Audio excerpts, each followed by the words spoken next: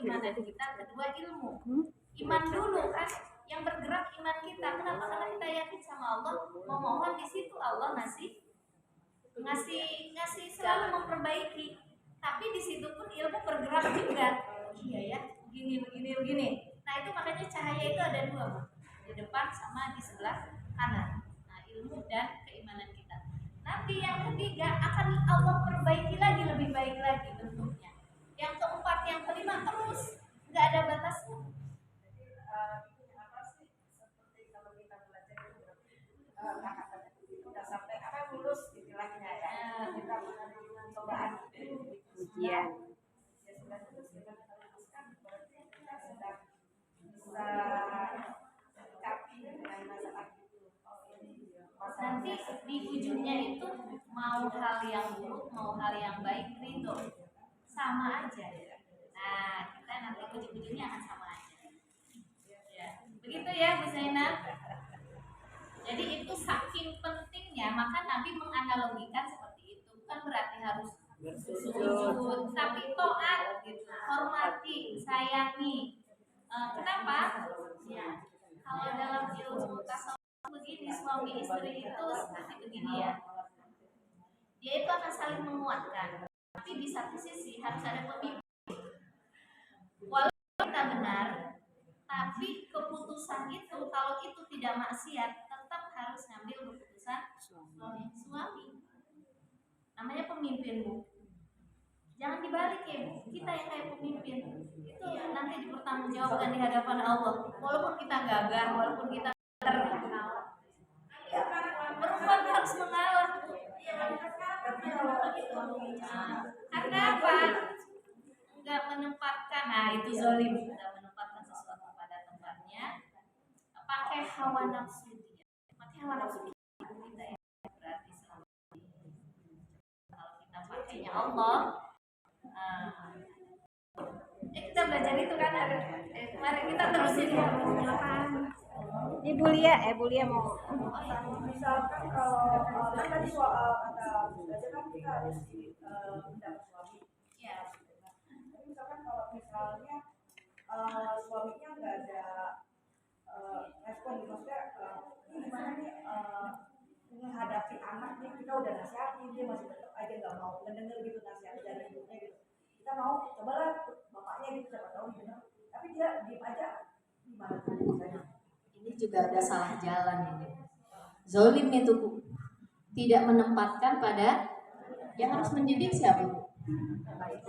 Suaminya nomor satu, dia duluan harusnya. Ini kebanyakan kita duluan ya, karena kita emang yang banyak di rumah. Oke, nggak apa-apa. Kita udah beres tuh tugas kita, Bu. Yang akan diminta pertanggungjawaban nanti tugas bapaknya.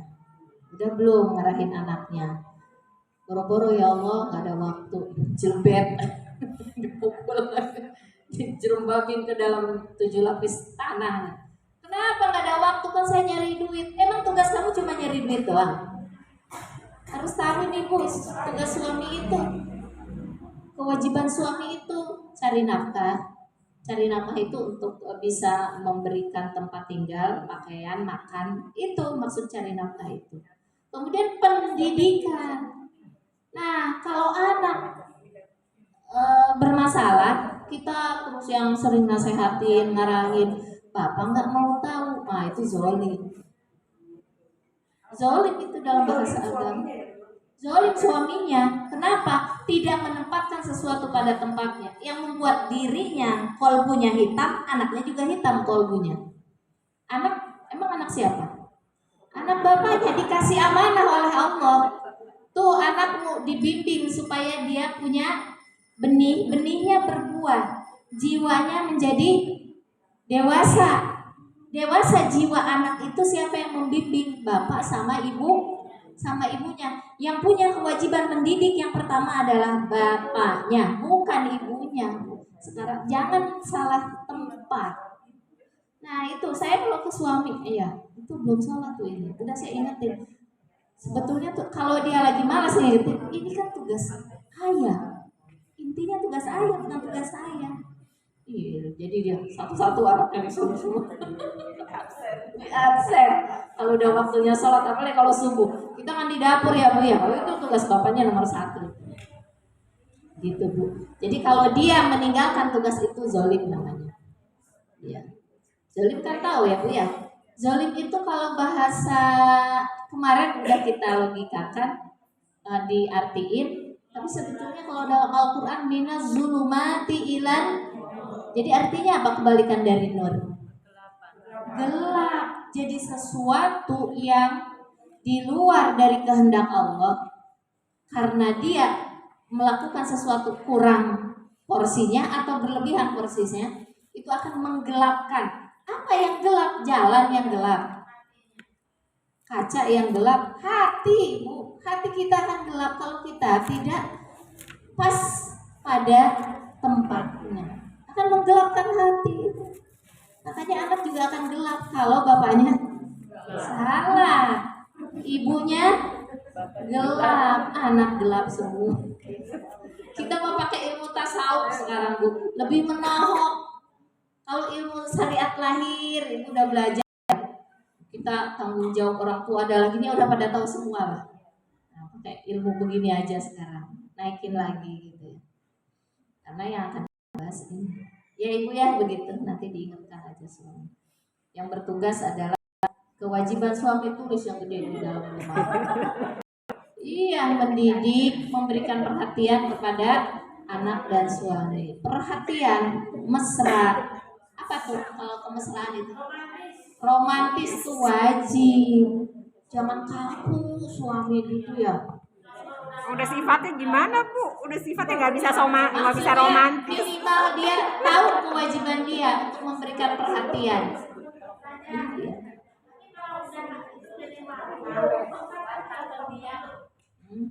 Kalau dengan agama bisa dirubah, suruh ngaji dia. Segala sesuatu dengan keimanan bisa berubah. Kalau pemimpin tuh kadang-kadang kalau apa ya kita kasih saran, solusi. Ya, dia ego. Nah, mereka merasa benar. Iya, gitu. Egonya laki-laki dalam ilmu psikologi Bu. Saya tahunya dari orang psikolog Bu, karena teman-teman saya di psikolog kan pengajian. Di psikolog, egonya laki-laki diciptakan oleh Allah. Dia sebagai amunisi untuk bisa mengatur rumah tangganya. Jadi wajar kalau laki-laki itu ego. Dia nggak mau di bawah kita, walaupun udah jelas salah atau pengetahuannya di bawah kita. Tapi status dirinya dia nggak mau seperti itu. Kenapa? Itu amunisi dia untuk jadi punya amunisi peluru lah gitu untuk jadi pemimpin. Maka di dalam kitab Al-Wabilus Sayyid, saya pernah menyampaikan dulu, kalau kita yang salah, perempuan Ibu, suami yang salah, nah, kemudian kita posisinya nggak salah Bu, tapi sebelum tidur yang harus minta maaf, yang harus minta ridho istri. Kenapa? Dia sebenarnya merasa salah, cuma egonya itu amunisi untuk jadi pemimpinnya melekat pada dirinya. Salahkah dia? Tidak salah. Gengsinya tinggi istilahnya. Jadi dia mungkin juga ahli taubat ya. Dia nggak buruk-buruk amat Bu, nggak seperti Firaun lah ya suami kita. Jadi kalau mau tidur tuh pegang tangannya bapak atau ayah gitu ya, atau yayang gitu, atau ayang beb ya. Aku mohon ridhomu, aku minta ridhonya ya. Aku minta maaf bila dalam keseharianku tadi ada hal yang banyak kesalahannya. Tapi suami biasanya nggak bilang iya enggak, apaan sih? Aku juga banyak salah kan biasanya gitu. Tapi tetap pegang tangannya, dia seneng Bu. Itu nanti timbul sifat kepemimpinannya. Karena kita jadi makmum dia. Itu makin bertanggung jawab loh Bu, suami seperti itu. Bukan makin tambah duitnya, makin bertanggung jawab. Beda dengan tambah duit nih. Bertambah uang, Tambah sayang. Iya. Tambahin uang jajan. Yakin Bu, kalau kita seperti itu, sepertinya nggak ada laki-laki mau ngelirik sana sini. Sebelum tidur, habis sholat jamaah, kita cium tangannya ya. maaf ya, banyak nggak jadi istri yang sempurna gitu. Biasanya dia juga sama, saya juga biasa begitu Bu. Cobain deh. Oh enak banget Bu, mesra ya. Iya, makin kita menempatkan sebagai makmum, dia akan menempatkan sebagai imam.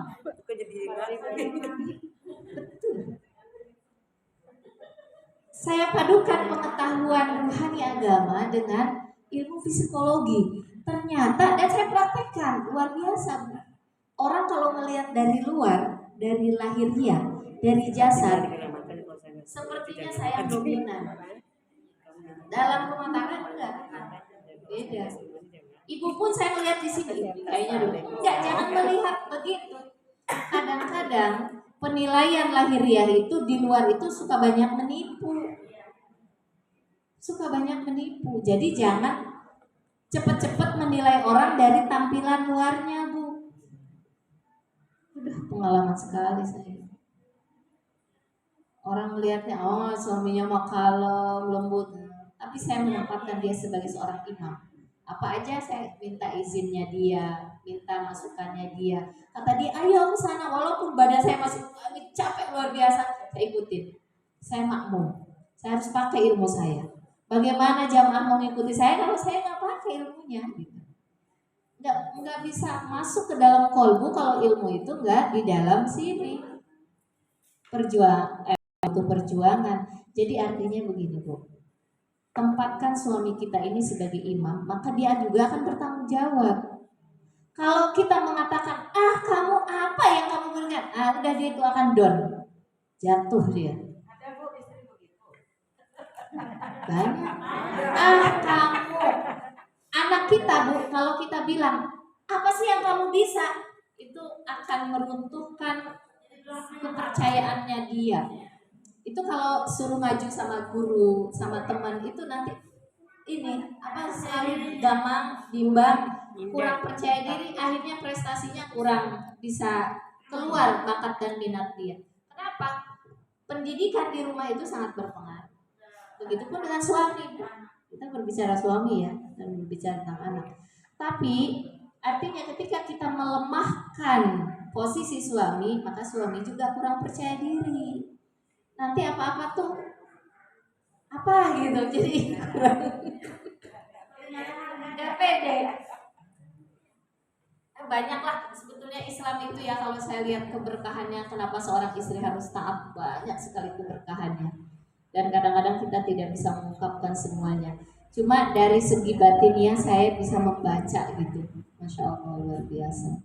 Dan itu akan berpengaruh terhadap kehidupan perkawinan kita, akan semakin samawa, sakinah, mawaddah, warahmah. Kan itu tujuan dari pernikahan. Nah itu tempatkan dia sebagai pemimpin.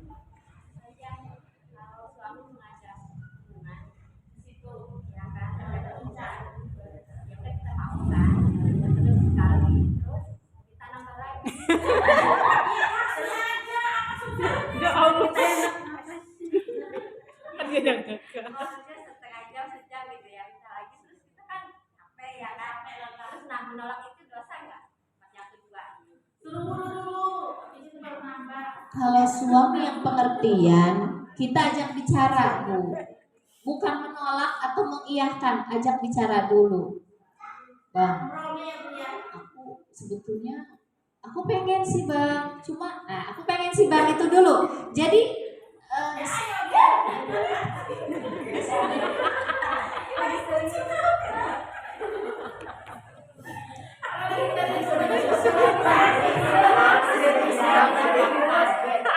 Serius dulu sih.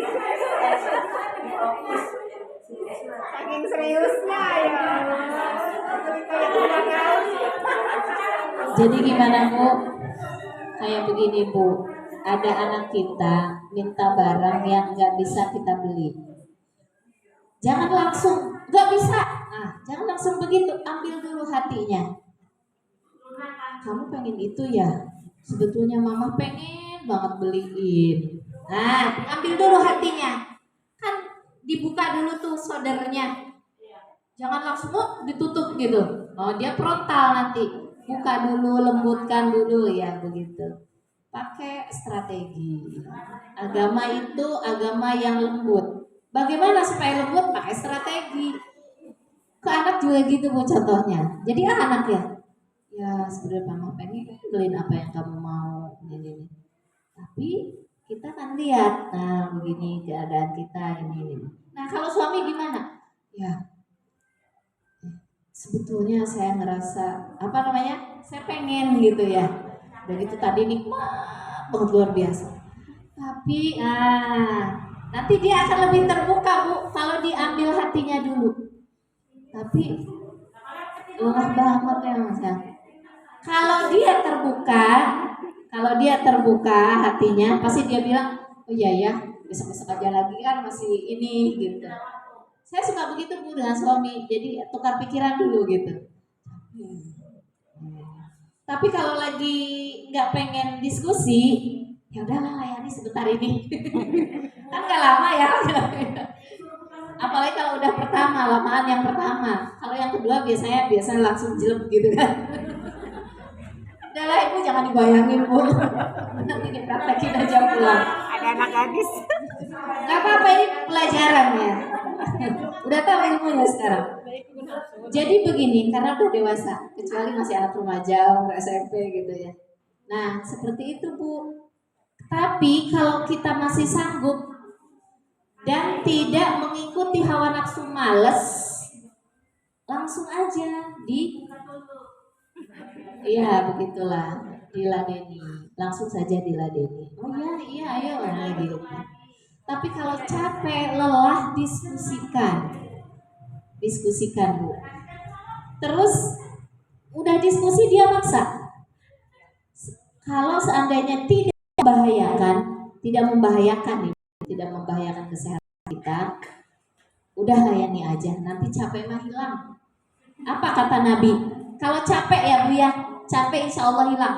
Tapi kalau capeknya tidak membahayakan, saya tidak hanya sekedar berkata, kita akan analogikan dengan capeknya Siti Fatimah ketika melayani anak dan suaminya. Rasulullah tidak mengatakan mana suamimu, atau iya jangan diturutin terus karena kamu capek, nggak begitu Bu. Kata Rasulullah apa ketika capek melayani suami dan anaknya? Nah kita analogi di situ. Kamu sebelum tidur baca doa, baca ayat ini, surat ini, kan ya ayat kursi, al-ikhlas 3 kali, al-falaq, anas, subhanallah wa bihamdi, subhanallahil azim, kayak gitu. Kemudian istighfar, ini nanti lelahmu akan hilang. Begitu Bu. Kalau dalam keadaan capek dan tidak membahayakan, layani aja suami. Tidak membahayakan ya Bu ya. Beda kalau kita lagi sakit, lagi apa nggak boleh sama dokter, lagi habis kuret dan sebagainya gitu ya. Contohnya ini mah. Nah, layani saja sebelum tidur Ibu berdoa. Insya Allah capeknya akan hilang setelah bangun. Apa? Karena kita taat kepada Allah, nggak mungkin Allah meninggalkan kita dalam kondisi yang lemah. Tidak mungkin Bu. Gak mungkin kalau kita ini ikut aturan Allah, kemudian kita ditinggalkan oleh Allah, gak mungkin. Ya begitu. Sudah jam berapa ini? 11 lewat. Kita masuk ke sini, apa ada yang mau ditanyakan lagi? Ada pelajaran fikihnya, ada pelajaran munakahatnya, komplit ya Bu ya. Munakahat. Besok saya insya Allah di Cinere malam bulan depan ngisi munakahat. Langkah-langkah bagaimana supaya kita memiliki keluarga yang sakinah, mawaddah warahmah. Itu biasanya ikut anak-anak yang banyak, anak-anak pada yang udah usia dewasa, udah pada selesai kuliah ikut pengajian gitu. Nah, itu heboh tuh biasanya. Pernah saya ngasih cuma 15 menit karena waktunya udah habis. Itu cuma ngobrol biasa aja, akhirnya ketagihan. Ya udah ini deh, nanti apa gitu. Dan saya orangnya nggak malu Bu kalau menceritakan tentang hal-hal fikih. Vulgar aja, terbuka gitu. Ya. Biasanya kan ada yang malu gitu. Justru kalau malu-malu berbicara tentang itu nanti kaku gitu kesannya. Ya.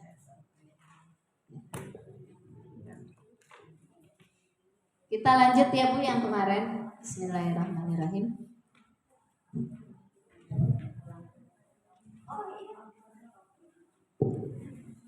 Semoga tamunya membawa rahmat buat Bu Ina dan Bu Ina juga memberikan rahmat buat tamunya.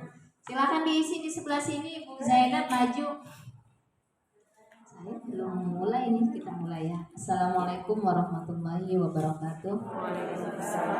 Alhamdulillahirabbil alamin hamdan katsiran thayyiban mubarakan fi kama yuhibbu rabbuna wa yarda. Asyhadu an la ilaha illallah wa asyhadu anna Muhammadar Rasulullah. Bismillahirrahmanirrahim.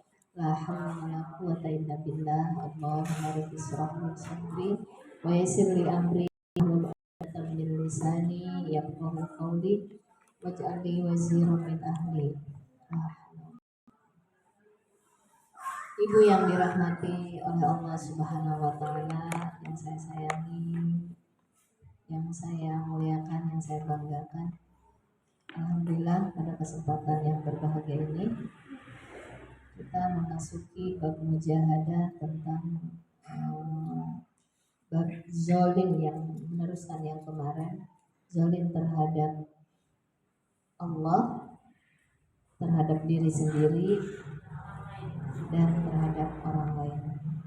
Oleh karena itu, karena kita masih dikasih kesempatan oleh Allah, mari kita mengucap Alhamdulillahilladzi bi ni'matihi tatimmus shalihat. Salawat serta salam semoga tercurah kepada baginda kita Habibana wa Nabiyana Muhammad sallallahu alaihi wasallam. Kemarin saya sudah berbicara tentang zalim terhadap orang lain. Sudah ya Bu ya? Saya contohkan zalim terhadap anak. Zalim terhadap tetangga juga sama. Apa kata Nabi? Tidak beriman seseorang, la yu'minu ahadukum hatta, sehingga dia yukrim tetangga apa Bu? Jarahu. Kata Nabi, la yu'minu ahadukum hatta yukrimu jarahu. Tidak beriman seseorang sampai dia memuliakan tetangganya. Kebalikan memuliakan tetangganya menzolimi, itu maksudnya orang lain. Bentuk zolim kepada tetangga seperti apa Bu? Sesuatu yang bukan pada tempatnya, melebihi atau mengurangi, seperti begini. Ada sampah di rumah kita tahu, kemudian sampah itu terbang ke tempat dia, kita tahu ya Bu ya. Itu zolim, karena itu sampah kita. Bukan tempatnya, bukan di tempat tetangga. Ada tempat sampah nih Bu, ember. Rumah kita di sini. Embernya geser ke sedikit ke tempat tetangga. Kan suka begitu di tempat kita biasanya. Kelebihannya itu zolim tetangga. Itu sampah.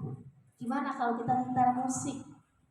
Musik kalau bisa jangan sampai tetangga mendengar musik kita. Kenapa? Karena belum tentu kalau stylenya, mungkin tetangga senengnya sholawat, kita senengnya dangdut. Kita setel tuh dangdut kenceng sampai rumah tetangga denger, kan gak nyaman di kupingnya. Atau kebalik, Bu Vila, saya mah gak dangdut, saya mah murotal. Sholawat kenceng-kenceng, tetangga lagi tidur, keganggu, itu juga nggak boleh. Ya. Kebanyakan itu Bu, maksudnya talang air, bisa jatuhnya air itu. Kalau jatuh air sengaja bukan? Enggak, posisi talang air itu yang misalnya dia mengenai tetangga. Talang air, iya, dia sengaja buang di talang kita. Zolim. Kan pengertian zolim, melebihkan atau mengurangi, bukan pada tempatnya. Nah, talang air. Kalau orang nggak dikasih, nggak punya akal jiwa, di sininya sih pinter kadang-kadang Bu, bisa aja ngerti di sininya dikasih tahu juga, gitu tahu ya. Tapi kalau nggak punya akal jiwa, loopnya, puadnya nggak bekerja, tutup kan, ketutup hitam kan kolbunya, nggak ngerti-ngerti Bu. Kadang-kadang dibilangin juga nyimpen sampah apa buang comberan yang di dapur itu di depan, di samping jendela kamar kita, ya nyam, bau ikan asin, bau amis, bau apa ngalir semua. Itu zolim, itu ngalirnya terus-terusan. Hati-hati kalau bangun rumah, hati-hati sekali. Tapi kalau ke jalan gimana Bu? Kalau ke jalan kan itu untuk umum emang tempatnya kan. Nah itu. Kalau yang tutup jalan maksudnya yang gimana? Nah itu zolim dari dulu nggak usah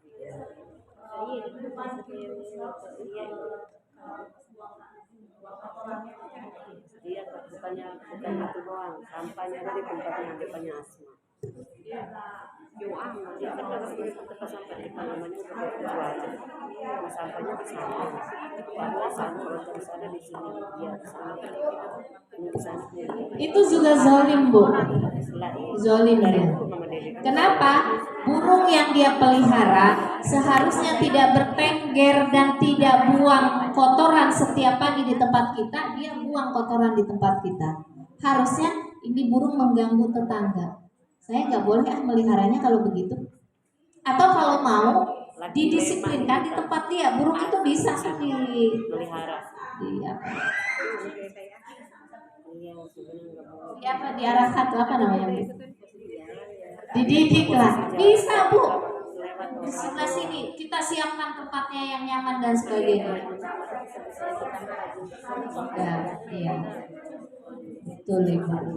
Itu sampai Nabi mengatur itu semua Bu. Zolim itu, kalau kita lakukan itu terus menerus Bu, kemudian kita sedikit ini, kecil ini, itu lama-lama kita nggak paham mana yang benar, mana yang salah.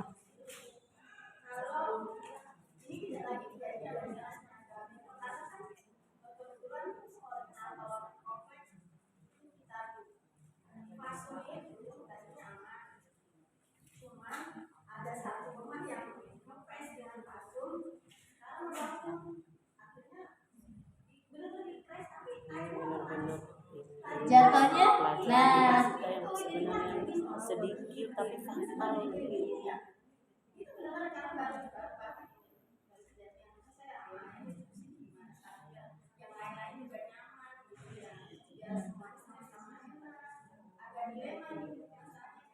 Libatkan RT RW-nya Bu kalau udah masalah itu. Jadi ketika air turun ke bawah, jangan ke orang lain, jangan ke tempat orang, rumah orang atau apalah. Bikin tampungan sendiri terus alirkan. Ya.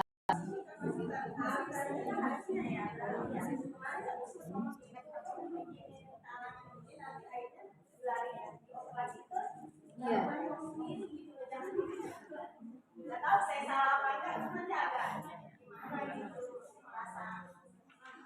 Kalau kita suka mengabaikan sesuatu yang kecil, itu salah. Diabaikan hal kecil ini, itu bisa mematikan hati. Kolbu kita jadi mati, gelap. Itu bahayanya Bu. Kecil inilah tadi ngomelin suami. Diulang besok, itu akan mematikan kolbu. Justru kalau orang yang kolbunya bercahaya, hal kesalahan kecil dia akan buru-buru diperbaiki dan ditaubati. Nah insya Allah gak mati hatinya Bu. Tapi kalau dari hal yang kecil, dia bilang, ini kan nggak banyak ini, nggak gede inilah, gitu ini diabaikan tuh. Itu tuh sebenarnya peringatan dari Allah. Peringatan sekecil apapun yang Allah hadirkan ke dalam kolbu kita, itu ada maksud dan tujuannya. Nah, kalau selalu diabaikan, contohnya yang dengan tetangga seperti itu bakal bisa bikin gorong-gorong. Bagaimana kalau kita punya teman? Dia hubungannya sama Allah, Bu. Apa sih kayaknya itu udah kejadian umum. Ya. Apa sih udah umum banget gitu, karena saya juga begitu, tetangga bangun aku keluar kita itu penuh dengan apa sih dia dipuji saya Material. maksudnya seharusnya dibikin apa sih dinding supaya gimana gitu. Iya, betul. Yang marah dia bukan kita. Ya solusinya sih ya nggak usah pakai solusi lah, udah kita kalah aja. Nah, itu Ibu bagus. Berarti pakai sifat al-halim. Berapa banyak orang yang durhaka kepada Allah. Nah, gitu. Kita pakai sifat al-halim. Kalau kita Allah kasih celupan al-halim, itu banyak mentolerir sifat-sifat kejahatan orang lain kepada diri kita. Terus kan dia salah dia nggak ada hubungannya dengan kita, hubungannya sama Allah. Kita pengen bersih jiwa kita ya. Gimana caranya? Kita kan udah ngusahain bicara sama mereka. Ada usaha dulu, Bu. Bicara ada RT, tapi tetap dalam kondisi seperti itu. Kalau kita ingin bahagia, tidak tersiksa dengan sikap orang lain, gimana caranya, Bu? Ridho aja udah. Menerima. Saya bilang begitu ke anak saya. Kalau kamu ingin bahagia hidupmu, terima keburukan orang lain, terima kekurangan orang lain, terima kesalahan orang lain. Itu akan jauh lebih bahagia daripada kamu nuntut. Kenapa dia nggak begini? Kenapa dia nggak begitu? Harusnya kan begini. Emang kamu bisa ubah dia? Nggak bisa kan? Ada dua pilihan.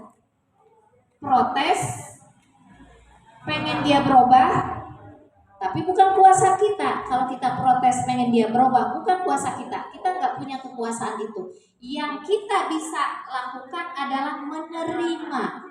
Kalau ingin bahagia, lakukan sesuatu yang kita bisa lakukan. Yang kita bisa lakukan adalah menerima. Berat emang, Bu. Tapi kalau opsi yang kedua lebih berat. Pilih yang mana? Yang pertama, terima aja Bu punya tetangga bawel. Terima. Saya nggak nerima, saya mau pindah. Emang selesai solusi? Nggak bisa, Bu. Jadi gimana tetangga bawel? Terima. Berarti kalau kita nerima dengan lapang dada, yakin kita dapat celupan sibgohnya Allah, sifat al-afu dan al-halim. Kalau semakin dicelup oleh Allah, Bu, jiwa kita makin terang. Yang untung siapa? Makin terang jiwa kita, makin bahagia perasaan kita, makin dekat sama Allah. Ketika dipanggil oleh Allah meninggal dunia, jiwanya udah bersih. Kenapa? Udah ridho dengan apa yang dihadirkan oleh Allah. Kan tujuan Allah menghadirkan suatu masalah itu sebetulnya Allah itu menginginkan diuji jiwanya supaya Emang kalau bersih jiwa dengan hal-hal yang enak-enak aja gak masalah.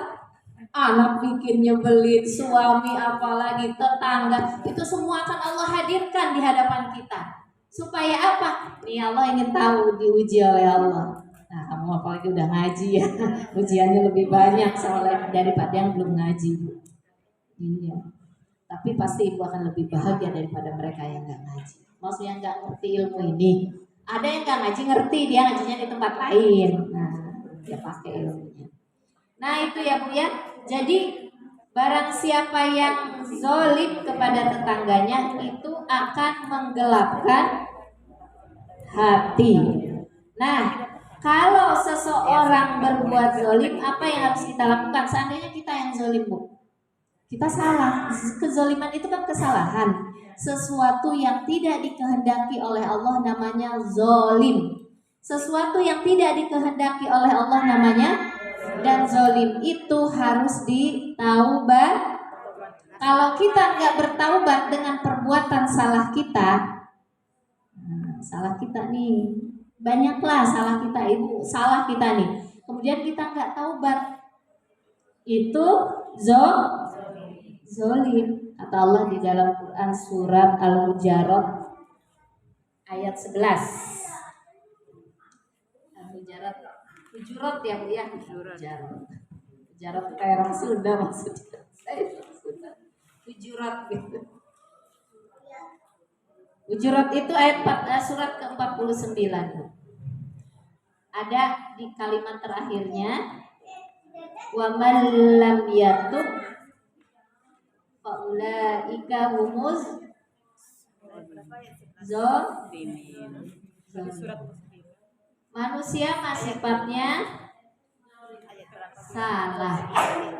Artinya zolim Bu. Salah itu kadang kita kalau dibilang zolim suka marah ya. Padahal emang kita zolim Bu. Salah. Ayat berapa? 11. Nah, di awalnya ya ayyuhalladzina amanu la yaskhar qaumun min qaumin asa ayyakunu khairam minhum. Kalau ngomongin temen kita itu Bu suka enggak apa? Ada. Kata Allah, jangan-jangan yang kamu omongin emang dia salah. Emang ayat Al-Quran ini berbicara yang diomongin orang yang bersih? Bukan. Orang yang berbuat salah diomongin sama kita. Si Amu begini tadi habis bertengkar sama tetangga, habis bertengkar sama suaminya, habis bertengkar sama orang tuanya, diomongin. Kata Allah, jangan-jangan yang kamu omongin itu lebih baik daripada diri kamu. Ujungnya karena kita mungkin berlebihan, maka kita disuruh bertaubat kepada Allah. Kalau kita tidak bertaubat, wa man lam yatub, kalau kita tidak bertaubat, kita termasuk orang-orang yang zalim. Sedangkan zalim itu akan menggelapkan mata hati. Nah, kita akan bicara tentang hati ya Bu dengan sodar ya. Saya kemarin kan suka ngulang. Sodar itu, mata hati itu ada bedanya Bu.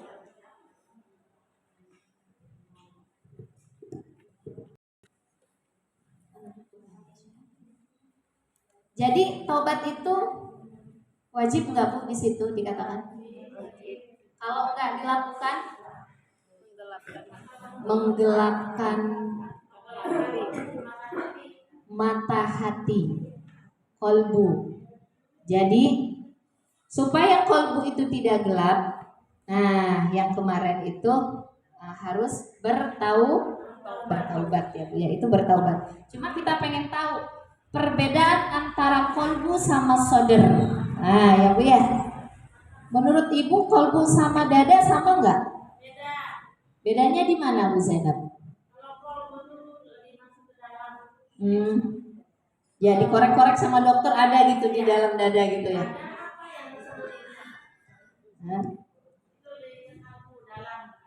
Ya, jadi kolbu dengan soder itu berbeda ya Bu ya. Soder itu adalah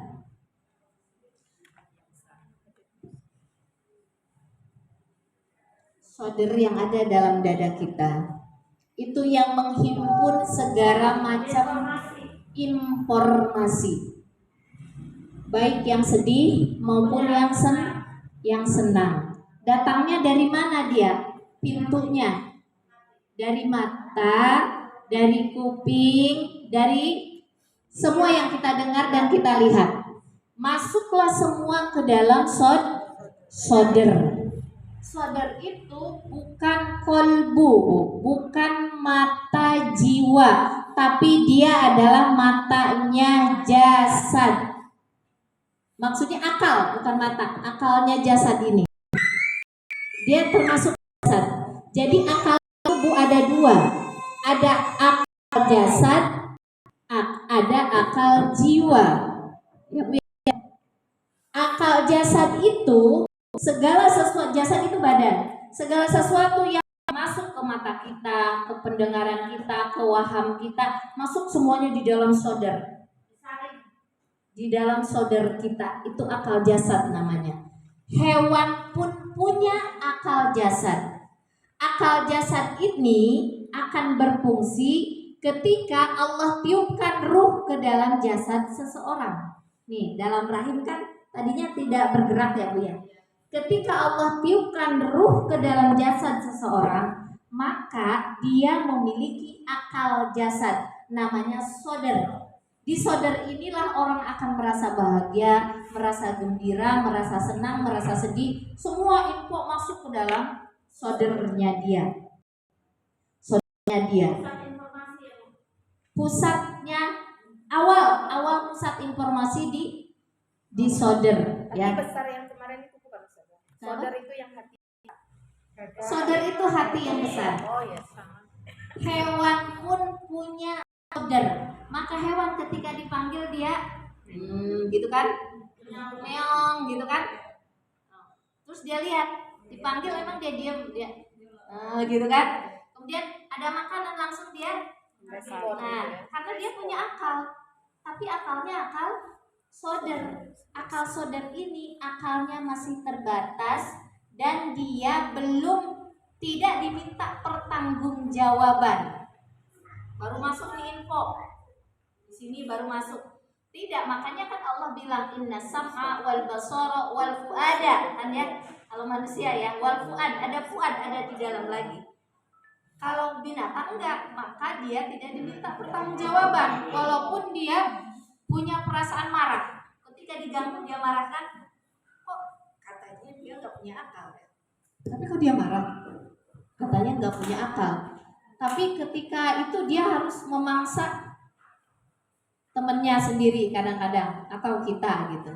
Berarti dia punya akal Bu, punya akal, namanya akal sodar. Akalnya ini tapi terbatas, lemah gitu Bu. Kenapa lemah? Karena hanya untuk mempertahankan diri untuk hidup aja. Dia tidak kreatif, dia tidak inovatif. Lihat deh sarang burung Bu. Dari zaman Nabi Adam sampai sekarang sarang burung sama nggak? Bentuknya sama. Sarang lebah persegi 6 dari zaman dia diciptakan oleh Allah sampai sekarang berubah nggak? Enggak Bu, sama aja begitu. Kandang kambing ada nggak Bu yang minimalis segi berapa gitu? Rata-rata ya begitu aja. Kambing kan dimakan situ. Nih, tergantung orang yang bikinnya ya itu mah. Tapi rata-rata sama aja dari dulu kandang kambing. Karena emang kebutuhannya hanya itu, terbatas gitu. Nah itu, kita berbicara tentang ruhnya binatang ya. Dia juga punya akal Bu, tapi akal jasad. Yang membedakan dia dengan kita bukan itu. Kita punya jiwa. Nah si jiwa ini punya akal. Akal jiwa namanya lub. Pertama fuad, baru lub. Ada dalam Al-Quran Bu. Nanti kita ini kan. Al-Quran ini Bu. Nah itu ya. Jadi ini akal jasad di luar. Yang semuanya nampung di sini akal besar ya. Dada besar, sodar. Kalau ini akal jiwa. Akal jiwa itu akal yang lebih dalam lagi. Nah, si jiwa ini punya mata, namanya kolbu. Kolbu itu berarti berada di mana? Bukan di akal jasad Bu, tapi di akal jiwa. Si jiwa ini punya mata, namanya kolbu. Kemudian dia punya akal, namanya fuad atau lub.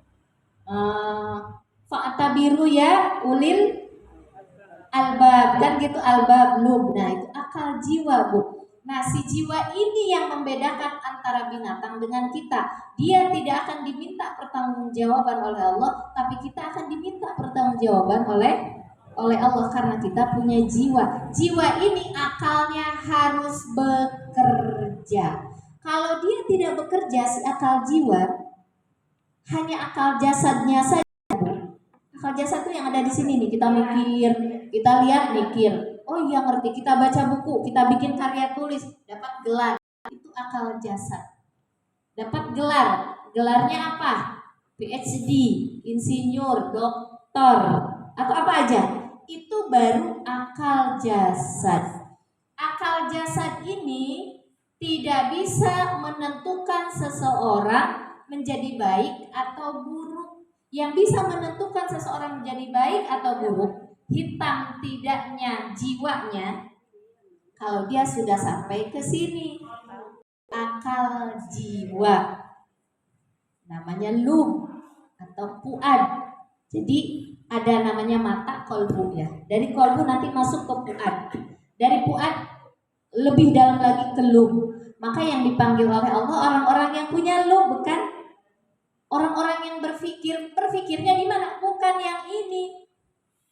Kalau di dalam Ar-Rum ayat 21 itu, inna fi dzalika laayatil liqaumin yatafakkarun. Orang yang keluarganya sakinah mawaddah warahmah, ketika dia dipersatukan oleh Allah, itu bisa terjadi, bisa dibangun keluarga itu sakinah mawaddah warahmah kalau akal ininya yang bekerja, akal hati, bukan akal ini.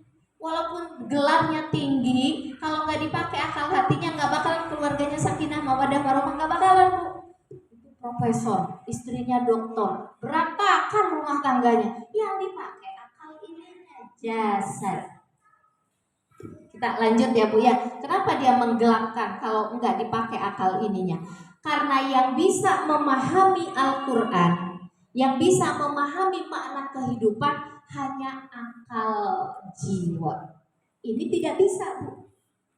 Ini dia belum bisa, nggak bisa. Kalau dia tidak belajar, banyak kan kita punya gelar apalah ya, dia tidak belajar tentang jiwa dirinya, ingin mengenal Allah dengan apa tujuannya dia diciptakan, nggak ketemu, Bu. Itu namanya orangnya bijaksana. Kan suka ada begitu.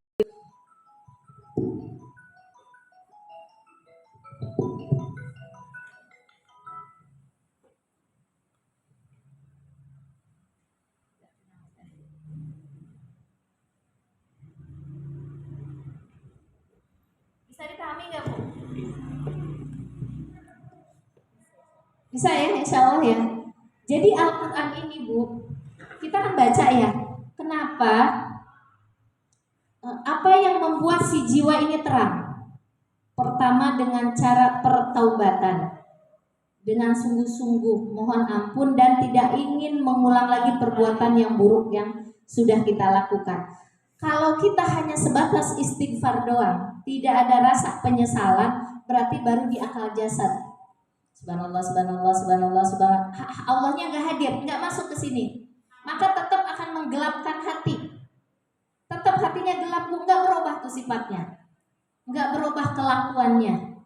Kenapa? Karena baru di akal jasad ini nggak mengubah apapun.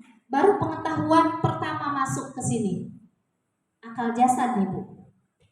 Tapi kalau dia sudah beristighfar kepada Allah, mohon ampun, kemudian masuk ke dalam relung penyesalan, kemudian dia seakan-akan merokobah melihat Allah, berarti si jiwa ini nyambung dengan Allah. Kedudukannya tidak di akal jasad, tapi Allah kedudukannya di akal jiwa.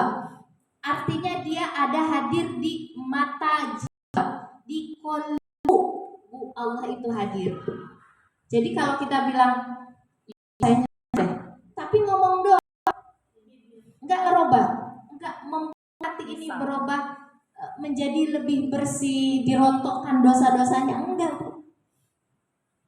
Baca Quran, Ibu baca Quran, enggak direnungi, enggak mohon sama Allah supaya bisa paham. Ibu baca di akal jasad aja. Sehari sejuz, enggak ngerti yang dibaca. Habis ngaji ngomongin orang, habis puasa ngomongin orang. Kenapa? Baru di akal, yang kita pahami baru di akal jasad. Ada dua berarti kan akal, satu akal jasad. Nah, yang akan kita bicarakan adalah ini, Bu, akal atau mata jiwa, yaitu Nah, Al-Quran ini tidak bisa disentuh kecuali dengan mata kolbu. Maka apa yang dilakukan oleh setan kepada manusia? Yuwaswisu fi sudur, Allah mewaswaskan dalam sudur. Di sini setan itu mampu mengobrak-abrik di sini, Bu.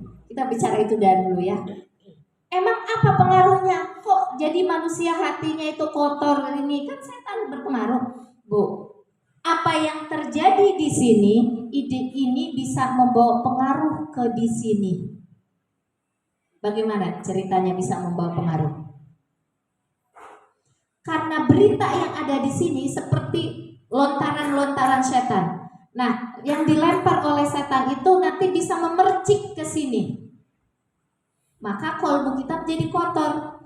Kenapa? Tadinya kita ada rasa kurang senang tuh ada tetangga beli ini beli itu ya. Nah, itu kurang senang. Awalnya kan dilihat dulu, masuk ke dalam akal besar ini, soder. Ketika masuk, dia nyiprat ke sini. Nah, di sini diolah. Ini banyak nih Bu, diolah ke sini itu akan menghitamkan kolbu kita. Tapi kalau kita banyak beristighfar, bertaubat, mohon kepada Allah ampunan dan sebagainya, sebelum masuk ke sini udah rontok. Ini info-info yang banyak. Ini manusia begitu juga anak kita nih Bu. Kenapa dia akhlaknya menjadi suatu karakter? Karena awalnya dari sini. Kita pun begitu. Kenapa menjadi suatu karakter? Karena apa info yang masuk ke dalam saudara kita itu menguasai ini kolbu. Jadi kolbu itu ibaratnya mata air yang ada di sumur, mata air yang paling jernih yang di bawah. Ini tuh sampah semua, sampah di atas mata kolbu kita. Ada sampah di atasnya. Kalau sampah itu dibersihkan, dia akan menguasai jiwa kita. Sampahnya terlalu banyak Bu, gaung-gaung dunianya makin terlalu banyak. Tamaknya terlalu diikuti sifat tamak, obsesi, keinginan. Kemudian pengen cepet kaya, pengen cepet kebeli apa. Jadi apa yang obsesi dunia ini yang ada di saudara kita itu obsesi dunia Bu.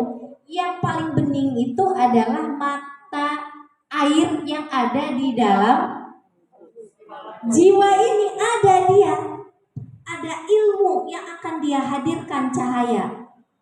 Yang di luar apa? Pengetahuan.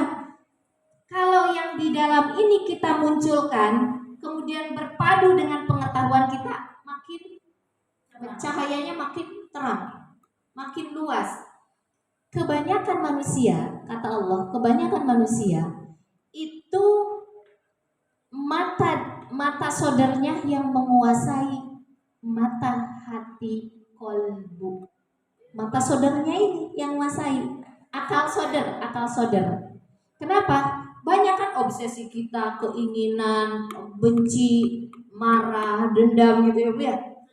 Kalau itu yang menguasai kita, yang ini kependem, ketutup sampah. Iya. Kalau sudah ketutup sampah, kita ngaji Quran, masuk nggak Bu? Maka kita belajar ilmu membersihkan hati, supaya kalau dapat satu ayat langsung nyerap, dapat hadis nempel. Kenapa? Ininya udah nggak ketutup, ibaratnya dia nutup begini nih Bu. Ini ilmu Al-Quran datang, tapi ininya masih kotor di atas akal jiwanya, mata kolbunya kotor, susah Bu nempelnya. Maka Nabi waktu kecil dibersihkan kan, dan ketika dia mau menerima wahyu umur 40 tahun juga dibersihkan. Supaya apa? Ketika Jibril masukin ayat Al-Quran ke dalam dadanya Rasulullah, mata kolbunya, mata jiwanya itu mudah. Emang Rasulullah bisa baca Bu? Enggak, ya satu itu. Analogi seperti itu. Rasulullah nggak bisa baca kan? Tapi bukan berarti orang yang tidak bisa baca bodoh. Nah satu Bu ya, bukan berarti kalau saudaranya, nah ini udah dibersihkan kan dia, udah dibuang tuh sama malaikat. Kalau saudaranya bersih Bu, itu bisa jadi cerdas, bisa jadi pinter, walaupun nggak bisa baca. Ada orang yang bisa baca, ininya pinter, tapi ininya kotor. Cerdas nggak? Bijak nggak? Enggak, kayak orang bodoh. Ih, dia mah pinter, badannya bagus, cantik. Apaan? Ah, gitu. Berarti jiwanya bodoh, tidak hidup, tidak berkembang. Kita dikasih oleh Allah jiwa dari awal penciptaan, kemudian diturunkan ke rahim kita. Itu supaya apa yang sudah Allah titipkan ini jadi cerdas, pinter, bersih, jernih ketika kita meninggal dunia. Itu tujuannya Allah, Bu, menciptakan kita. Cuma yang suka membuat ini kotor, ini, Bu, dunia. Iya. Sudah jam berapa, Bu? Jam 12 kurang berapa? Sudahi saja, nanti dilanjut apa gimana? Belum selesai, ini masih saya mau berbicara kolbu emang hari ini, Bu. Berarti sampai di ayatnya baru saya mau sampaikan. Kita buka ayat dulu ya, Bu ya. Semoga berkah. Tahunya bahwa yang tertutup itu mata hatinya. Dari mana ayatnya? Nah, ayatnya itu surat Al-Hajj ayat 46. Surat ke-22 ayat ke-46. Surat yang ke surat 22 ayat 46. Emang harus 2 jam sebetulnya, Bu, kalau berbicara ini. Ya kita cicil aja lah minggu depan, nanti terusin. Nih. Bismillahirrahmanirrahim. Kalau kita memuliakan Al-Quran, Bu, kita pelajari nih. Kemudian insya Allah hati kita sudah mudah-mudahan bersih lah ya, atau setengah bersih gitu ya. Insya Allah dapat langsung hikmahnya dari Al-Quran ini. Afalam yasiru, kita baca ta'awudzul. A'udzu billahi minasyaitonir rajim. Bismillahirrahmanirrahim. Afalam yasiru fil ardi fatakuna lahum qulubun yaqiluna biha. Tuh. Maka tidak pernahkah mereka berjalan di muka bumi sehingga akal mereka dapat memahami. Qulubun yaqiluna biha, akal hati. Qulubun yaqilun, hati yang punya akal. Di sini yang disebutkan hatinya, Bu, bukan akal badan kita, bukan, tapi akal hati. Ketika zaman berjalan dari mulai Nabi Adam, Nabi Nuh, Nabi Hud, Nabi Musa, semua nabi-nabi kan itu melalui proses ya kehidupan. Sebetulnya sama aja ceritanya, Bu. Cuma beda zaman doang. Kata Allah, kamu lihat ketika engkau mempelajari sejarah. Kenapa perlu sejarah itu, Bu? Melihat gimana sih keadaan Nabi Musa, Nabi Adam, sama aja. Ada kedengkian, kebencian, ada munafik dan sebagainya. Apa? Fatakuna lahum qulubu yaqiluna biha. Jadi Allah itu menjadikan mereka dapat memahami dengan akal qalbnya. Tuh, akal qalbu, akal qalb yang ada di situ. Jiwa. Wa adzanu yasma'una biha, dan dengan pendengaran yang mana? Bukan pendengaran ini, Bu, tapi pendengaran jiwa. Itu orang kalau mudah kalau dibilangin gitu ya, Bu, ini kok langsung dia, oh iya saya salah, iya itu orang itu baik banget. Itu baik tuh bukan karena kupingnya yang mendengar, tapi kolbunya yang terbuka. Dibalik, kalau ada orang udah dikasih contoh, udah dibilang gak dengar, bukan ininya yang buta, kata Allah. Bukan matanya yang buta, bukan kupingnya yang tuli. Kan wahum azan la yasmauna biha ayunu yubsiruna biha, kan ulaika kal an'ami bal hum adall. Bukan matanya yang buta, bukan kupingnya yang tuli di ayat lain, Bu, tetapi karena apa? Mereka itu seperti binatang, malah lebih kejam, lebih keji daripada ulaika kal an'ami bal hum adall. Jadi bukan berarti mata, Bu. Ini bukan jadi ukuran. Jadi ukuran seseorang itu di dalam sebetulnya. Nanti akan termanifest dengan yang di luar. Jasad kita mah cuma ngikut. Nah itu ya Bu ya. Fa innaha la ta'mal absar. Sesungguhnya sebenarnya bukan mata itu yang buta. Nah, Allah masih tahu bukan mata ini yang buta. Walakin ta'mal qulubul lati fis sudur, tetapi hati yang ada di dalam saudara itu yang buta.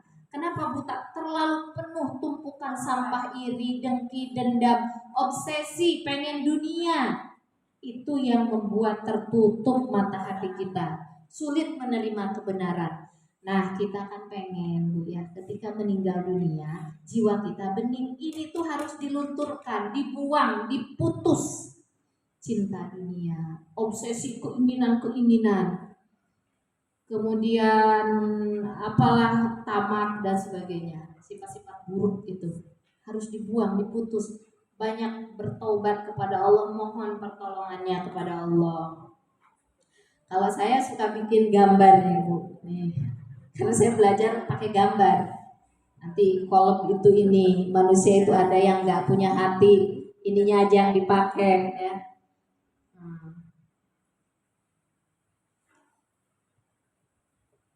Sudah jam 12 ya Bu ya, kita lanjut minggu depan saja ya.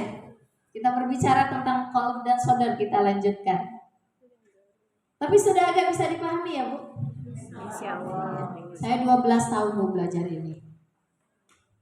Pahamnya lama karena cepat, model kayak kuliah. Pertemuan ini ayatnya 4. Minggu depan gak ganti lagi. Saya ikut lagi tuh 2 tahun sekali kan. Ikut lagi. Kan udah lupa tuh yang kemarin. Saya mau ngajarin di Majlis Alim pelan-pelan aja. Saya bilang. Khawatirnya begitu 12 tahun baru paham. Pelan-pelan aja Bu ya. Saya kasih tanda dulu sampai sini.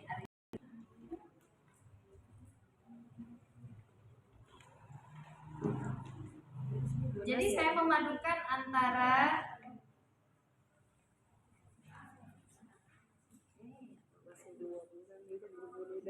SD tanggal berapa ya Bu sekarang? 23. Apa? Udah semua absen. Jadi saya padukan antara Riyadhus Shalihin dan Ihya Ulumuddin. Ini ada dalam kitab Ihya Ulumuddin dan kitab tasawufnya Tirmizi, kemudian kitab tasawufnya Sirul Asrar Abdul Qadir Al-Jailani, tapi dipadukan dengan ini. Jadi kalau ada orang kalau Riyadhus Shalihin kan gampang, ada ini nih. Kalau nggak dipadukan emang lebih mudah, tapi kita kan pengen lebih dalam ya. Jadi kezoliman itu apa sesungguhnya? Itu yang menempel ke kolbu dan ke jiwa. Sebelum jiwa ini ada perjalanannya dari sini, baru nanti ke sini. Setan itu ada di mana? Kan kita harus ngerti, diri kita harus ngerti. Kan tujuan kita adalah mengenal diri kita. Kalau kita sudah mengenal diri kita, maka kita akan mengenal Allah. Begitu. Man arafa nafsahu faqad arafa rabbahu. Kalau bisa jangan sampai ketinggalan. Apa ya? Kalau menurut saya sayang banget kalau ketinggalan pengajian. Karena kan berkaitan terus gitu ya. Kalau tidak ada unsur syar'i banget jangan ditinggalkan. Karena saya mengkaji, menggagas ini, memadukan antara metode kuliah dengan metode lepas pengajian. Nah, kalau kuliah kan nggak boleh putus kan, sekian pertemuan nggak bisa. Nah, kalau bisa begitu, kalau bisa, saya nggak bisa memaksa, hanya Allah yang bisa memberikan petunjuk tadi.